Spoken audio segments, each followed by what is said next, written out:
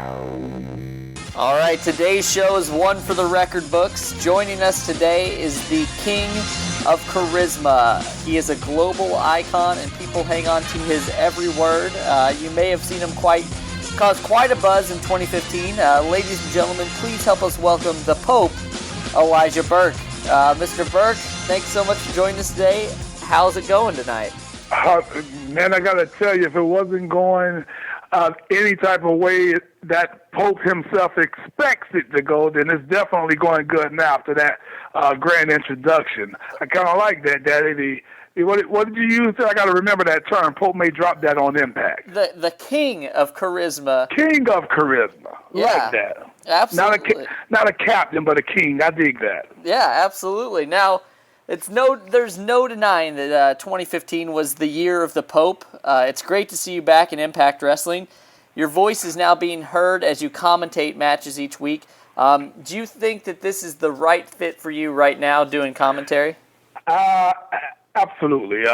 Obviously, we all have our own opinion of what Pope should be doing, but when you talk about a fit, it's a natural spot for Pope to be in. When you talk about commentating, it's not something that everybody can do and do so entertainingly, and hopefully everyone has been up until this point entertained and will be continue to be entertained by Pope doing so. I know a lot email me, hit me up, make comments on social media how they want to see me back in the ring, but everything has a time and a place, and right now the time and the place is for Pope to be doing exactly what he's doing. I'm digging it. Now, obviously, there's been a lot of commentators in the world of professional wrestling.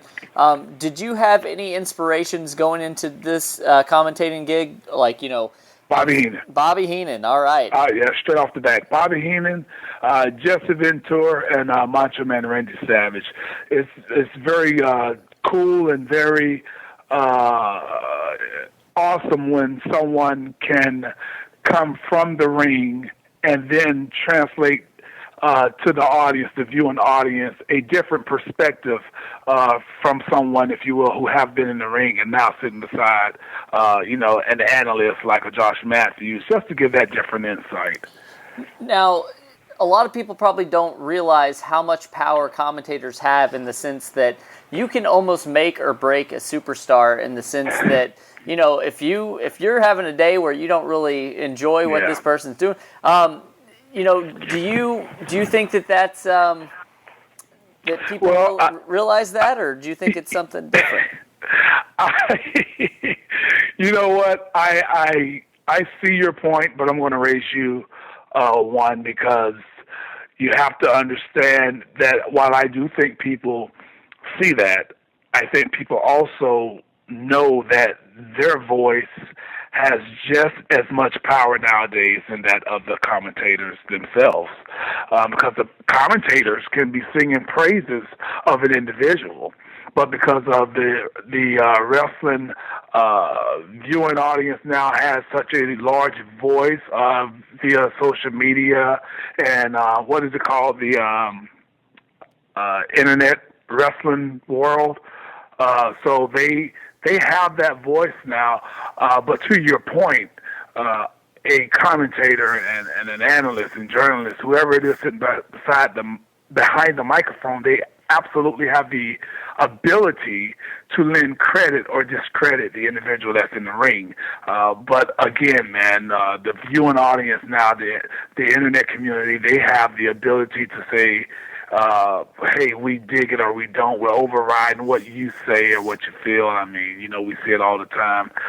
Somebody's getting pushed down your throat. The audience hates it, regardless of how grand of a scheme is put together to get them over. And there are people who are supposed to be the bad guys, and the commentators are doing their job to make them that great heel, but the audience say, no, we want to cheer them.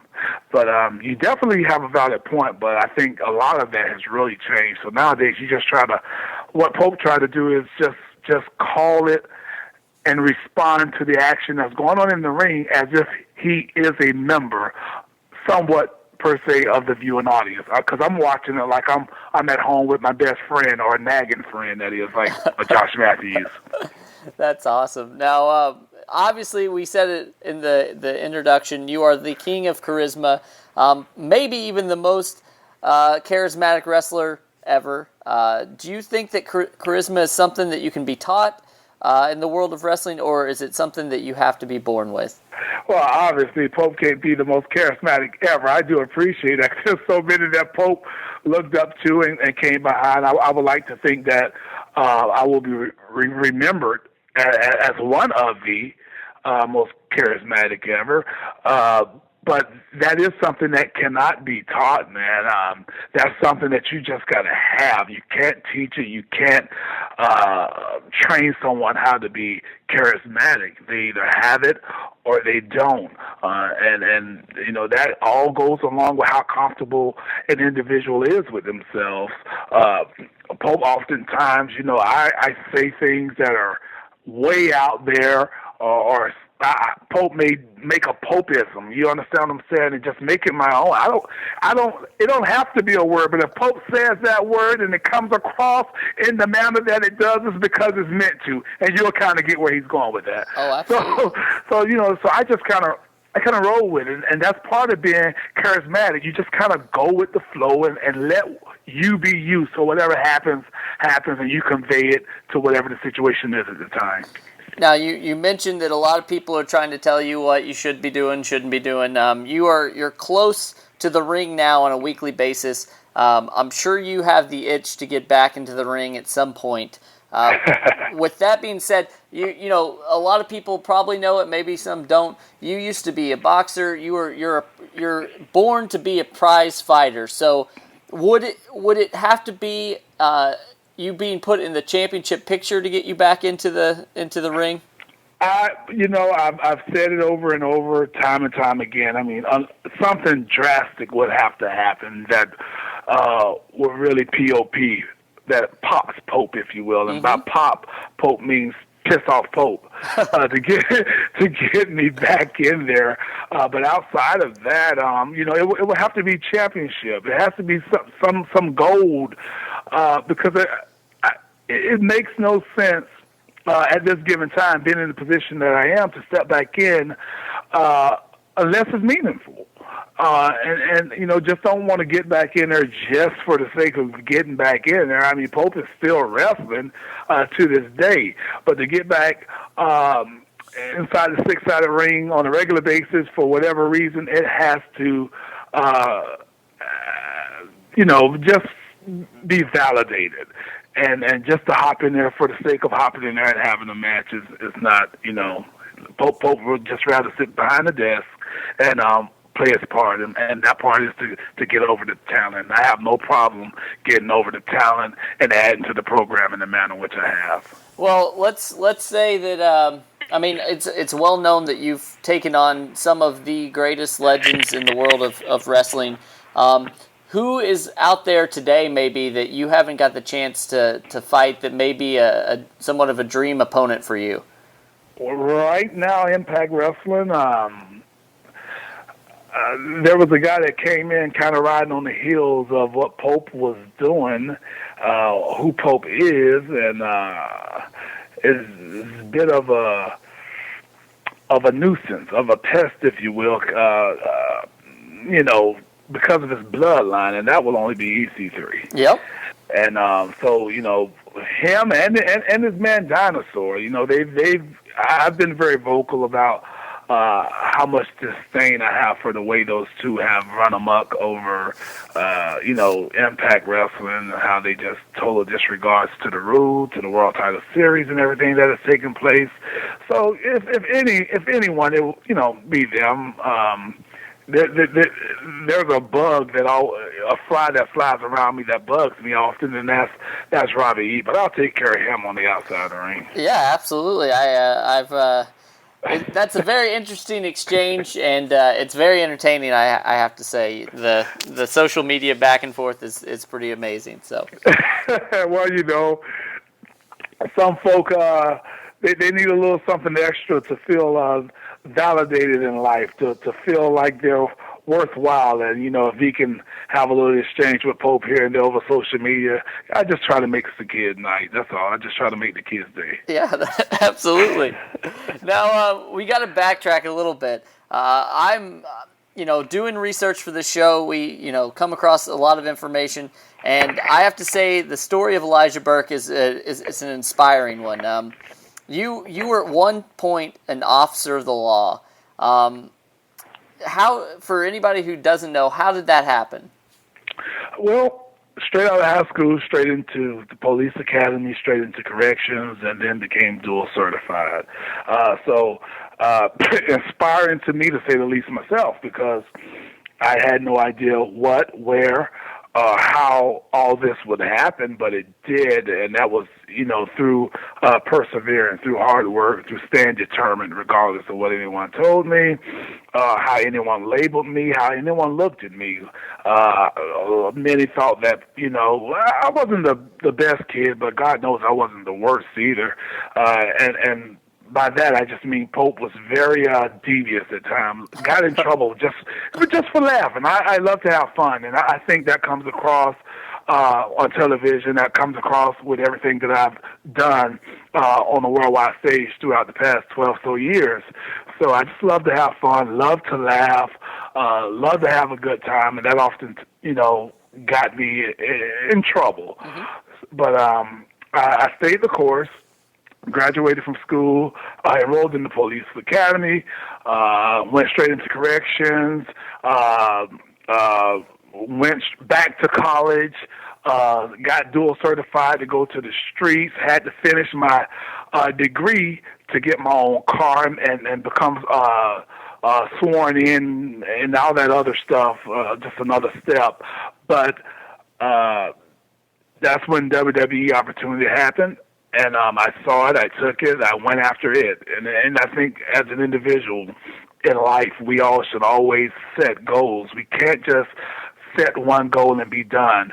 You set goals, you achieve those goals, but then you have dreams. And I'm happy to say that I've conquered my dream. But in conquering my dream, that being making it to the big stage, being on WrestleMania, headlining pay-per-views, you still set more goals. You just never stop. And now I'm having a chance to follow in the footsteps of some of the greatest.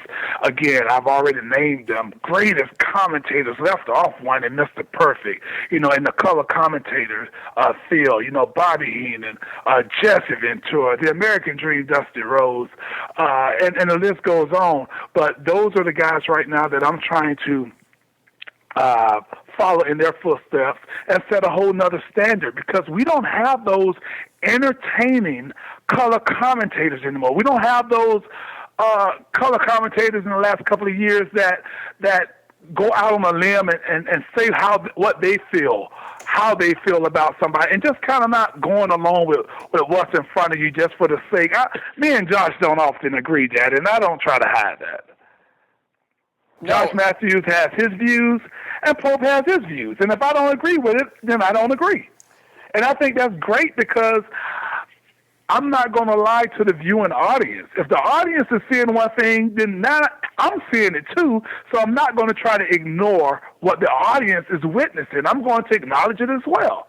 Yeah, and it seems like there's been this kind of some commentators try to, I don't know, I guess water it down to the viewer, and it's a refreshing look on this, because you absolutely do not do that. So it's great. Now, you obviously you did the police officer thing. You did the boxing for I'm gonna touch on that for a second, because you did mention that, and did the boxing too, and I started that while I was with the police department. So there was some tough man going on. I was getting ready for our annual event called Guns and Hoses, that's where the firemen fight the police officers in a charity event, and we'll talk about charity later.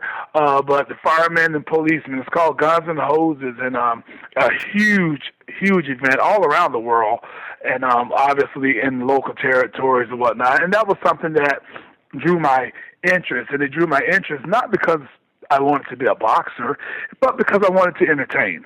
And so during that time, I did just that. I went and I enrolled in tough man competitions, and to prepare myself for the actual boxing event. And so I got hooked. And again, I didn't get hooked to box. I got hooked because I was entertained. I've always loved to entertain. I've always found a way to entertain, as I told you, just to have fun. I always got in trouble because of it. And this one was not so much different, but different because it was a rewarding trouble. You know, you get in there and people start beating up on you, but it was rewarding to hear the cheers, to hear the jeers, to go out there in my own type of element, if you will. Everybody goes out there in a tank top, and everybody goes out there in a shirt representing their organization, cops and firemen and whatnot. And here comes Elijah Burke going down there in custom-made robes. And I'm not talking about no bath robes. I'm talking about custom-made robes that turned heads from the moment I walked out there, and I became the show. They had to have me on those shows every time they had it. Even if I wasn't ready, they wanted me on those shows because people were paying to see me already. Now, I'm glad you brought it up. Boxing, it sounds like some fighting in there as well. What were your thoughts on the Ronda Rousey-Holly Holm match from this past week? Oh, man. Well, my thoughts are really simple, okay? Everybody knows that Pope does have one loss on his record, and that's the only loss. But so shall it be with anyone who breathes upon this earth. I don't care. Someone mentioned to me about Floyd Mayweather, but trust me, Floyd has faced defeat as well. Okay, his pro, he's undefeated, but trust me, in this lifetime, every great champion will come up against a greater foe. Every great champion will one day fall to a greater foe. And that's how I look at it with Ronda Rousey, because it's not about the fall, but it's what happens next that will define Ronda Rousey's legacy.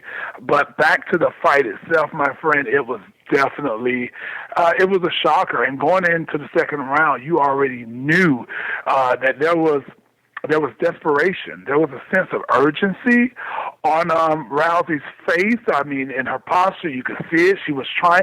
I think she approached it wrong because this girl wasn't a pushover. Holmes was not a pushover.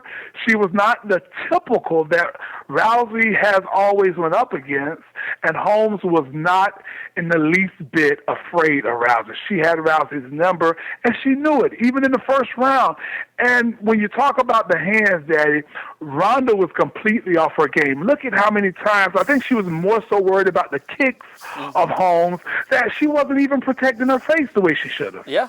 Every time Holmes threw, she connected almost. I mean, how many times? And that just goes to the point of the fact, and trust me, I've been there, that when that first punch connects, you know, there were times that I would go into the corner in a tough man competition, and I would let these guys hammer away on me. I would cover up, just protect my face, and I would let them overexert themselves, just punching in the corner till the referee pulled them off of me. And when that happened, it's like, okay, you know, got hype, your adrenaline's going, and I'm about to take you out now. and it's usually a combination or just a big one well-timed right hand, and the fight was over with because these guys are breathing heavy. They've overexerted themselves.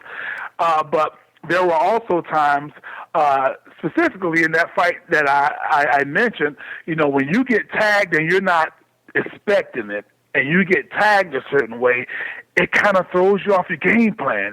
Sometimes it sends you into that fight or die mode. Mm-hmm. And when that happens, when you just says, the hell with it, I'm finna do this or I'm about to do that, you forget your game plan. And once you step out of your game plan, I can tell you, man, it's dangerous. And it proved to be very dangerous for Ronda Rousey. After getting hit in the face the way she did once or twice, it was all over. It was over because she hadn't been tagged like that prior. Yeah. Now, obviously, we got into your boxing, but and we talked about some of your inspirations as far as commentating goes. What about inspirations as far as boxers go? Who are some of your favorite boxers of all time? Sugar Ray Daddy. Sugar Ray, obviously Muhammad Ali, but Sugar Ray for Pope was the man. Muhammad Ali is who he was. Obviously, he's considered to be the greatest, and it definitely was when it comes to the charismatic part. You know, I would watch some of Muhammad Ali's stuff and just be in awe of how charismatic he was, and how he was able to control the viewers just by his antics and his actions alone, and how he would master the art of an interview. You know, and a lot of things that Muhammad Ali said, a lot of things that the American Dream Dusty Rhodes said, a lot of things that superstar Billy Graham said, Hogan, and let's not even mention the Warrior. I mean, well, let's mention the Warrior, but when you talk about the things that they said, half of the things they said did not even make sense. Yeah, that's... Every last one of them who I just mentioned. Yep. They have all said things. I mean, Daddy, when Dusty Rhodes can control the audience and say, don't crack whip with me, and I'm going, what the hell did he just say? But it's what he said, it's how he said it that made it so I don't know what he said, but it was cool. Yeah.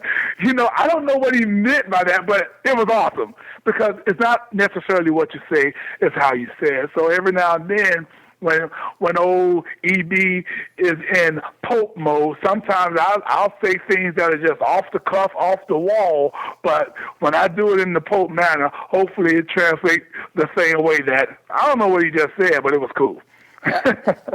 Yeah, and that's, like you said, you mentioned some of the greats, and they are definitely sometimes nonsensical, but, you know, the way they say it, the passion that you get behind. I mean, how many times the Warrior talk about spaceships and stars, and we didn't know what it meant back then, and still don't know what it meant today, but we know that we were stuck to that doggone television.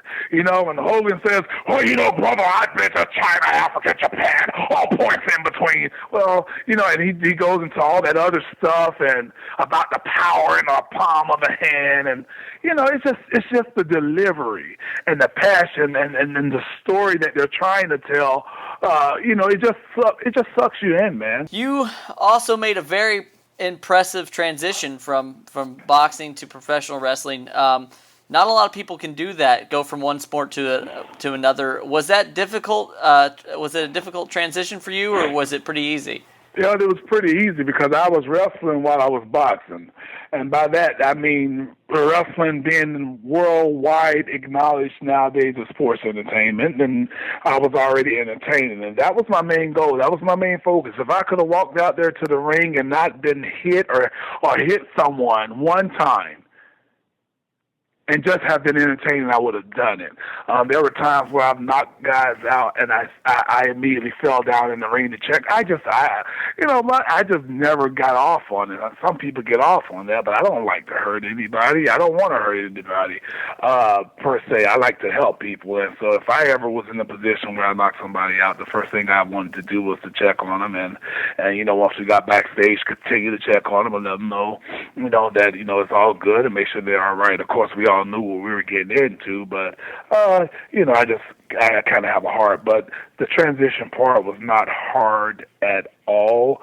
The only hard part about it was the fact that being in a boxing ring and a wrestling ring were two totally different things. Training for boxing and training for the ring of wrestling is two different things, you know, because you got to hit off the ropes, you got to bounce up and down. So all of the jump roping and cardiovascular training that I was doing in boxing, while it helped somewhat, it was a totally different story when you run across a 16 by 16 or 18 by 18 ring, you know, when you run across from rope to rope about 8 to 10 times, after about that 8 times that you've hit those ropes that 16 times, then it's like, okay, so it's a start. I mean, it's taking its effect on you. And, you know, we used to do the drills and everything, or the drop-down leapfrog. You try doing that just 3 to 4 times. And, you know, I mean, it's not easy at all. And I think a lot of the individuals from the other sporting worlds that come over into our world of wrestling, they realize that. They find that out very quick that, hey, this is some legit tough guy stuff or tough woman stuff. Yeah. Now, you went down to OVW. You spent a lot of time in Louisville, and that was kind of WWE's training ground for the future superstars. Yeah. And now they have NXT, that area there. A lot of people say that wrestling's suffering because it doesn't have the territory system, but you're a product of OVW, and a lot of people are coming out of NXT now. Do you think that that's necessary to have the territory system, or can places still exist? Believe it or not, the territory system is still in existence. And if you don't believe that, then look at everybody that's been signed by NXT. By WWE, rather, to bring to NXT. Look at the people that have been signed from the ROH, or the Joe from TNA, and maybe the Cowboy. Look at the Apollo. Look at Xavier Woods. Look at all these guys that are coming from different indie or other promotions, which that pretty much says that there's a territory system in place, but it's not in the glory days per se of the territory system, because they're not all known like on a bigger stage like it was back when it was the USWA and the AWA and the World Class and so forth. So it's a territory system, and it's called the Indies, and everybody knows about that. And the big guys, not just WWE but TNA as well, and not just TNA but ROH as well. They pick from those systems, from those different indie groups. Those guys they see, they monitor, and the young guys get a chance from that. So not everybody is just not many of them actually are being born and bred in NXT. They're being repackaged and retrained the WWE way in the NXT. All right. Now, we mentioned this a little bit, but Elijah Burke is not a one-trick pony by any means. You've done some acting in recent years, quite a bit of acting in recent years. So what do you look for whenever you choose an acting role? Oh, good. Brief. I thought you were about to talk about that Django Unchained fiasco. No. No. Well, don't worry. I would have talked about that myself. Okay, but that's good. No, but I'm sure everybody knows about that. They can always go Google and figure out Pope's thought on that. But I look for opportunities. I look for great opportunities where Elijah Burke can get on the screen.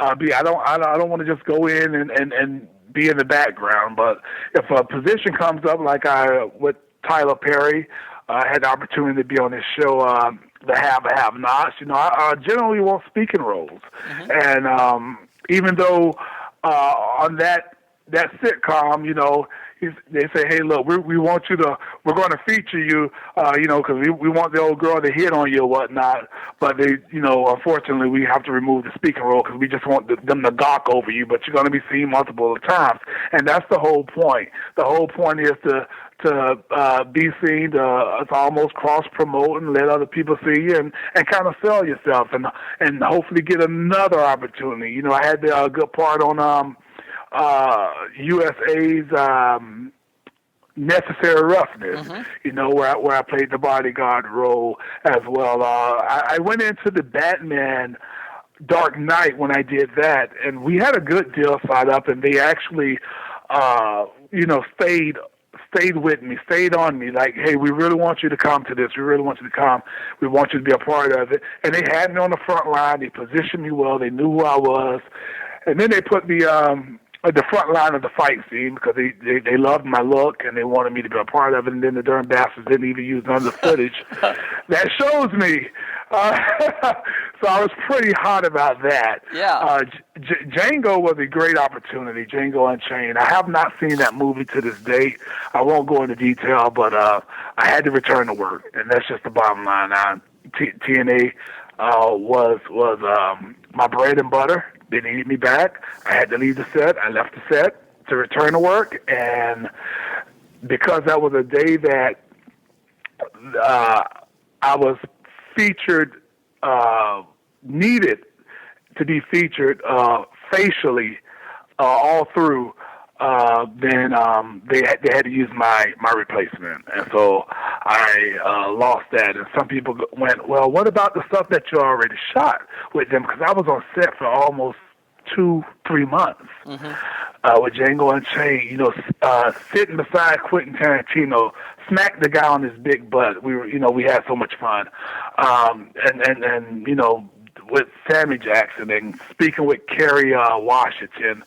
It was a humbling experience. It was very cool. I never thought I would be on a Quentin Tarantino set, let alone be in his movie. And yet, in the end, I didn't end up being in the movie. So I never saw the movie because it was a great opportunity, and I always questioned myself to a certain extent, but not fully, because again, If a company's being loyal to you, then it's your responsibility to be loyal to them. And again, TNA was being very loyal to me during that time. So I felt in my robbery to say, okay, I'll be back, and hopefully I'll take the chance to see what happens. But as soon as I got to Orlando, Florida for Impact, as soon as I got there, the next day, yeah, I'm sorry, we are filming today, and we have to use your replacement. We're so sorry. Well, it does, like you said, it does speak to your character, though, as a person, that you were loyal to the company when, who knows what could have happened. But I think that's something that's obviously really important in this world. I don't know that a lot of people have that same value and character as you do. So, I think there's still a lot of big things for Elijah Burke in the future, which is going to be exciting to watch. But awesome. Today we actually I know you're a busy man. We only got a few more questions for you. Today we're talking Survivor Series on the show. Do you have any personal favorite Survivor Series moments or thoughts about the pay-per-view that you can talk to us about? Well, when you talk about Survivor Series, man, oh man, what? You got to go all the way back to the 80s, man. You got to go back to those 5-man teams, which is something that is very much missed. It's very much missed. I got to say that, because Survivor Series was innovative. It was something different, something unique, and in the later years, it ended up becoming somewhat of just another pay-per-view. When you have something that stood out as great and as well as Survivor Series did, just on the 5-man or 4-man team concept itself, when you had the whole Hogan and Paul Orndorff against the Andre the Giant's team, and it goes on to Macho Man and Hogan being co-captains against, I think they were the Dream Team, Akeem and Big Boss Man. Those matches were very unique, and that probably, the latter one that I just mentioned, that was probably one of my favorite ones, when you had the co-captains with the Hogan and Macho Man and their team. I can't remember who all that was with them. I think it was Hogan, Macho, Coco Beware, Hillbilly Jim, somebody else against Big Boss Man, and oh no, my actual favorite. Listen, see, you brought out the fan in me now. That's good. My daddy was a fan indeed. My actual favorite Survivor Series would have had to been the one with the Ultimate Warrior, Road Warriors, and Texas Tornado. Oh, yeah. Do you remember that? I think the team was the Modern Day Warriors, I think. Their team. Is that what it was? I think that's, or maybe it was just the Warriors. I don't know, but it was something with Warriors, so. Yeah, it was something like that, but it was those guys versus Mr. Perfect's team, the Perfect Team, and then you had the American Dream with the Heart Foundation and Coco Beware. Now, that probably was my favorite Survivor Series ever. Yes. Yeah, the perfect team with Mr. Perfect and Demolition. Oh man, and those days, man. I don't know. Will we have those days again? Are those days redoable? Truth be told, no. I mean, if that's the reason that they strayed away from that concept in recent years, then I guess I understand it. But we would never. The likes of having teams like that with, I mean, just I don't need to quote anymore. Just think about that.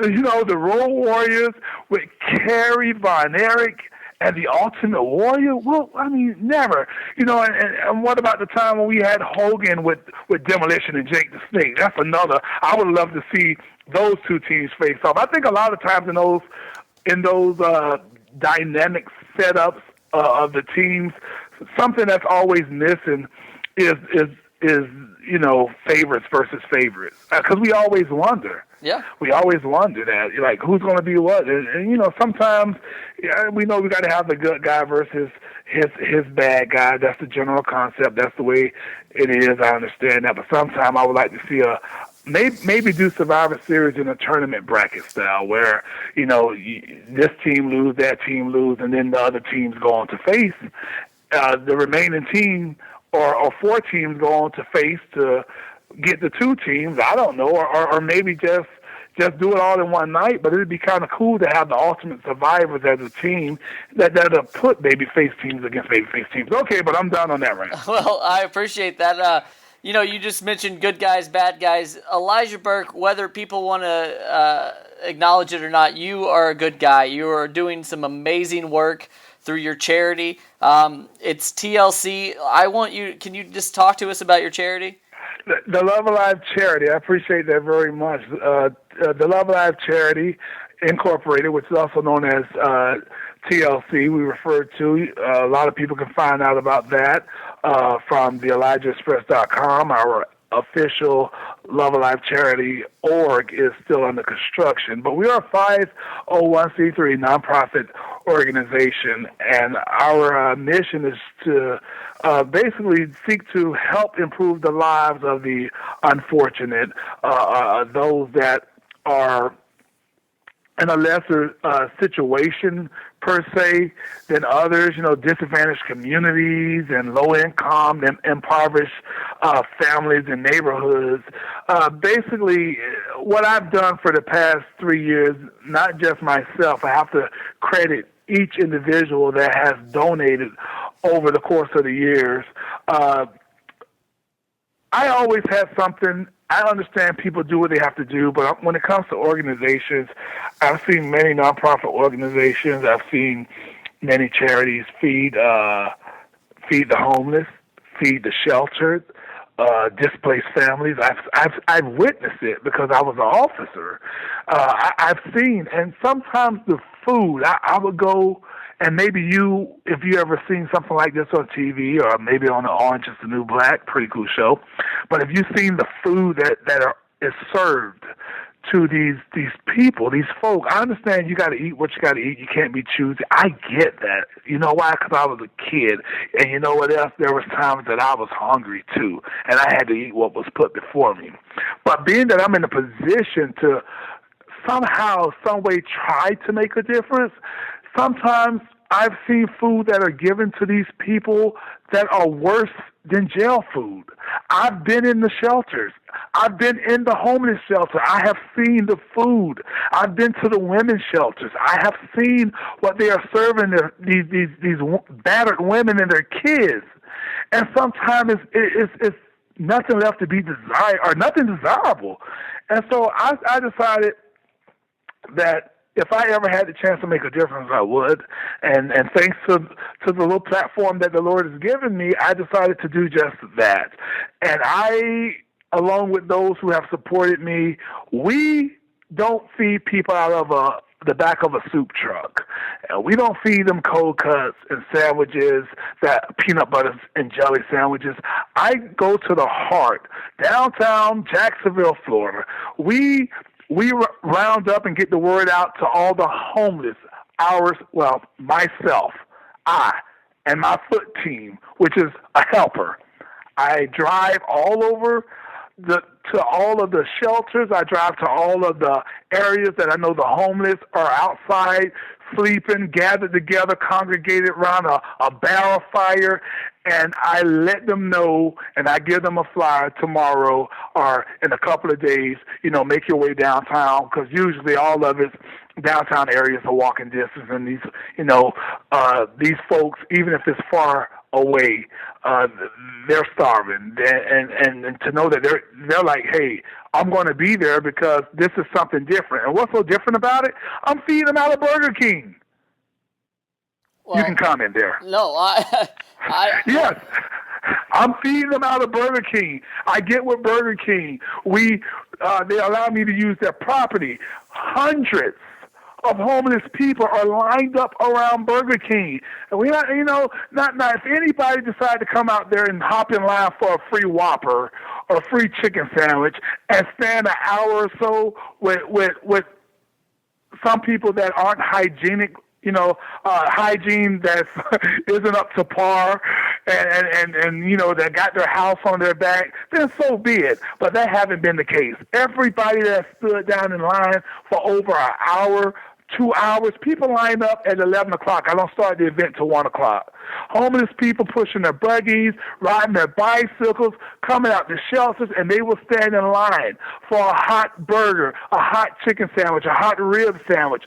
We provide clothing. We provide, if we have clothes, donated clothes, shoes. We provide hygiene package for the females that are living on the street. Beer supplies, soap, toothbrush, toothpaste. We supply it all, and most importantly, we show them something that they may have not received in quite some time, and that's just a helping hand and some true love. Well, and what's important is right now it's almost that holiday time, and a lot of people, they think for some reason that that's the only time of the year that these people need help is the holidays. But what you're doing is you're doing this throughout the year when they need the help the most, because... Right. And right now we focus annually on the new year. So we focus annually in January. That's the annual focus. Because it's hard to get people to part with their dollar. Okay, I mean, let's face it, hard-earned dollar. Some folk would rather spend $3-4 on a Happy Meal or a value meal for themselves rather than donate $1 to give to a homeless person. I get that because the mindset is, they could have did this with their life. We always find fault. A lot of folks find fault in the individuals who are placed in these situations. But let me tell you something. I've had individuals on social media that could have donated $1 to the Love of Life charity, and I have seen them a year later or 2 years later put up a GoFundMe. Yep. Because my likes are we're about to be kicked out of the house. And I'm sitting here saying to myself, okay, look, the Love of Life charity can't save your house. We don't even have the funds to do that. But you know what? The Love of Life charity could have wrote a check to that person if they had just sold a seed into the Love of Life charity. Yep. You see, and so that's the thing. Let's not pour water on a drowning man. It's not the size of the donation. It's just the thought of the donation. Just a thought, because a drowning man is not going to complain or whine about the size of the life preserver that you toss him. Okay? Absolutely. Now, can you let us know again where people can donate for that, and then also where people can keep up with you on social media these days? Thank you very much. For the Love of Life charity, you can go to theelijahexpress.com, and the Love of Life charity is the focus of my website, so that'll be the first thing you see. That's how you donate, and pretty soon we'll have the lovealive.org up and running as well. And I hope that some that are listening will say, okay, I'll donate at least $1. Hell, if you donate 50 cents, I'm still grateful, and I'm sure it'll contribute towards a burger and a hot meal for some disadvantaged individual. Also, you can follow me on Twitter at the Black Pope, DA Black Pope, and also on Facebook at Elijah Burke. That's facebook.com/ Elijah Burke, Facebook.com/Elijah Burke. Well, we barely... And of course, I don't have to tell you this, but every Wednesday at 9 p.m. on that station America, you can catch your boy Pope juking and jiving and spitting and rhyming, if you will, with Josh Matthews on Impact Wrestling. Well, we scratched the surface, as we say in the podcast world, about with the Pope. Highly entertaining, the king of charisma. I'll say it again. We want to thank you so much for coming on. A great episode, a great person. Just keep doing what you're doing, and for everybody that's listening, go out, give what you can. The ElijahExpress.com. I appreciate that very much, my friend.